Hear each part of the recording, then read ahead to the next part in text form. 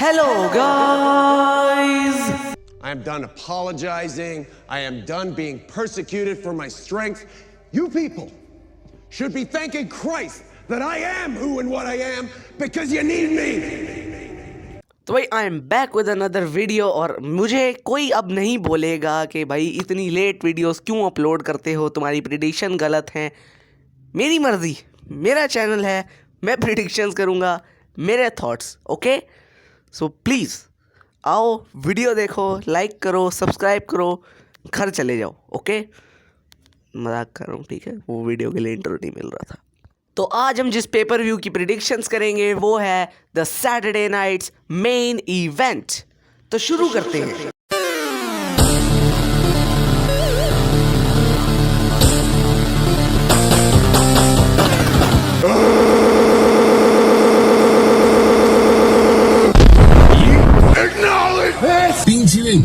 I'm the smartest wrestler. Look at you now, boy. Yeah. The women's United States championship tournament finals. तो भाई finally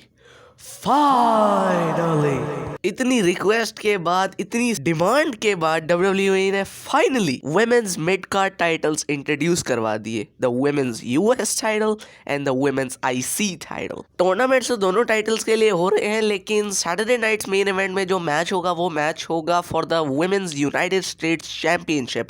और उसकी brackets में semifinals में 2 लोग हैं और फाइनल्स में कौन है ये बताया जाएगा go home episode of SmackDown before Saturday nights main event में। तो ब्रैकेट 1 में जो सेमीफाइनल्स है उसमें है चेल्सी ग्रीन एंड बेली, और ब्रैकेट 2 के सेमीफाइनल्स में है मीचिन एंड टिफनी स्ट्रैटन। तो अभी हम पूरी ब्रैकेट पहले प्रिडिक्ट करेंगे कि इनमें से फाइनल्स में कौन जाएगा, फिर जो फाइनल्स में होगा हम उसकी प्रिडिक्शन करके हम बनाएंगे the first ever women's United States champion. तो मेरे हिसाब से जो ब्रैकेट 1 वाला मैच है, चेल्सी ग्रीन वर्सेस बेली वाला मैच, वो टिफनी स्ट्रैटन और नाया जैक्स की डिस्ट्रैक्शन की वजह से चेल्सी ग्रीन जीत के फाइनल्स में आ जाएगी। फिर उसके बाद जो दूसरी ब्रैकेट में टिफनी स्ट्रैटन मीचिन का मैच है, उस मैच में बेली सेम चीज करके मीचिन को जितवा देगी और फाइनल्स होगा Chelsea Green versus Michin at the Saturday nights main Event for the women's US championship.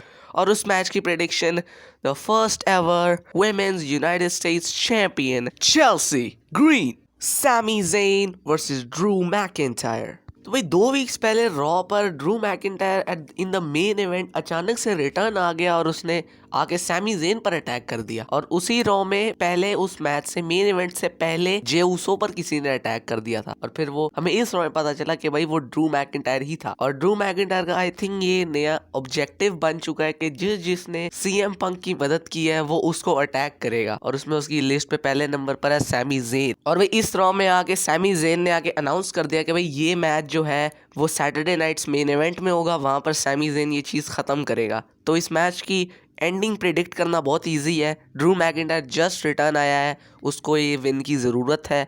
So in my opinion Drew McIntyre will win this match. The women's world championship Liv Morgan versus Iyo Sky. तो भाई जैसा मैंने तुम लोगों को अपनी survivor series वाली video में बताया था कि लिव मॉर्गन और ईओ स्काई की यही स्टोरी है कि ईओ स्काई ने एक रॉ के एपिसोड में जो सऊदी अरेबिया में हुआ था, बाय द वे, एक बैटल रॉयल जीता था टू गेन दिस अपॉर्चुनिटी। और उसके बाद से इनकी स्टोरी चलती रहती है। कभी लिव ने ईओ पर अटैक कर दिया, कभी ईओ ने लिव पर अटैक कर दिया, तो यही बैक एंड फोर्थ इनका चलता रहता है। और भाई देखो, जब इनका मैच होगा ना सैटरडे नाइट्स मेन इवेंट में, उसमें एक चीज तो पक्की है, डैमेज कंट्रोल और जजमेंट डे का इन्वॉल्वमेंट पक्का है। और इसी रॉ में इन्होंने इस फ्यूड में वुमेन्स वर्ल्ड चैंपियनशिप वाली फ्यूड में रिया रिप्ली को फिर से एंटर करवा दिया with Liv Morgan and Iyo Sky. भाई क्यों?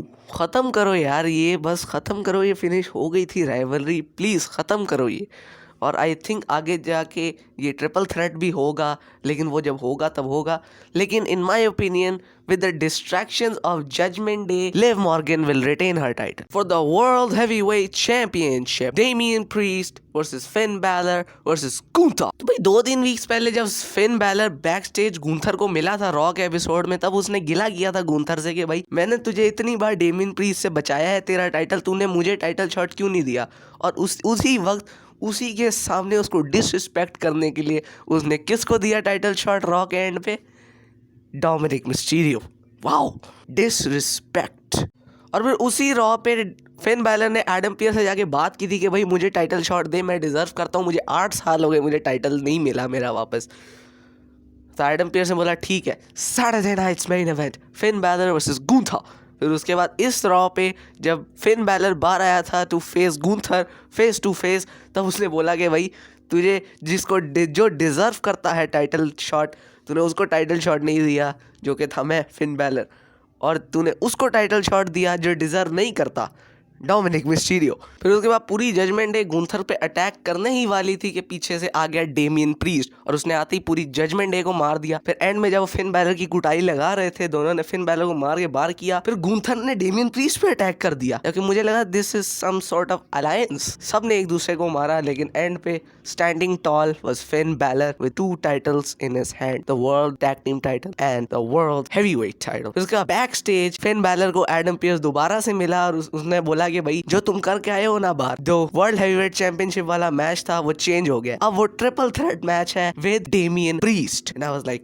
वाओ क्या बात है ये match the quality, match quality देख लेना भाई, मैच ऑफ द ईयर मेरी तरफ से ले जाओ 5 स्टार्स। कहाँ है Dave Meltzer? And my prediction for the match, Gunther will retain his title for the WWE Championship. The American Nightmare Cody Rhodes versus Kevin Owens। तो भाई जो बैड ब्लड में कोडी रोड्स पर केविन ओवेंस ने attack किया था, वो attack देखो, इतना जस्टिफाइड अटैक जो है किसी हील का मैंने नहीं देखा। ठीक है, आई डोंट केयर तुम किसकी बात कर रहे हो, मैंने इतना जस्टिफाइड हील टर्न आज तक नहीं देखा। भाई केविन ओवेंस का ये कहना है, केविन ओवेंस ने कोडी रोड्स पर ये आरोप लगाया है कि Roman Reigns and the Usos, the blood line, ये 2020 से लेकर 2024 तक एंडलेस अटेम्प्ट्स कर चुके हैं केविन ओवेंस का करियर एंड करने की, और उसके बाद 2 साल तक 2023 से 2024 तक कोडी रोड्स और केविन ओवेंस और बाकी सब ये सब मिलकर ब्लड लाइन के पूरे एम्पायर को गिराने की कोशिश करते आ रहे हैं। रेसलमेनिया 39 में नाइट 1 में केविन ओवेंस और सैमी ज़ेन ने ऊसोस को हराया था।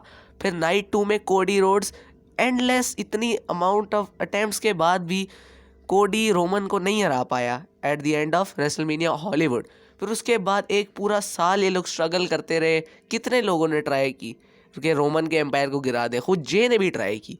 फिर उसके बाद रेसलमेनिया 40 में इतने ऑब्स्टिकल्स को पार करके जो ब्लड लाइन ने ही कोडी के लिए रखे थे, केविन ओवेंस की हेल्प से, जे ऊसो की हेल्प से, रैंडी ऑर्टन की हेल्प से, सैमी ज़ेन की हेल्प से, सेथ रॉलिंस की हेल्प से, उन्होंने मिलकर फाइनली ब्लड लाइन के इस एम्पायर को गिरा दिया रेसलमेनिया 40 के मेन इवेंट। फिर उसके बाद 6 to 7 मंथ्स के बाद बैड ब्लड में जब रोमन रेंस को एक पार्टनर चाहिए, रोमन रेंस को कोई रोमन रेंस का साथ नहीं देना चाहता, तो कौन स्टेप अप करता है? Cody Rhodes. एग्जैक्टली यही इल्जाम है केविन ओवेंस का कोडी रोड्स पर। बट भाई पता नहीं क्यों मुझे ऐसा लग रहा है कि ये वही फ्यूड है जो बीज बो देगी towards a Cody Rhodes heel turn. क्योंकि देखो, जो भी कोडी रोड्स से केविन ओवेंस की ये बात करता है ना कि केविन ओवेंस इज राइट, कोडी बहुत ज्यादा भड़क जाता है उस पर, जैसे कार्मेलो हेस पर, चैड गेबल पर। तो I think that Homelander side is coming out of कोडी। 2025 तक मेरे हिसाब से कोडी हील हो जाएगा विद द WWE टाइटल। और इस मैच की मेरी prediction, Cody Rhodes will win this match. तो भाई बस आज के लिए इतना ही। अगर वीडियो पसंद आई है तो लाइक करो, शेयर करो, सब्सक्राइब करो चैनल को, नीचे कमेंट करो अपनी प्रेडिक्शंस, और मैं जा रहा हूँ वीडियो एडिट करने। बाय।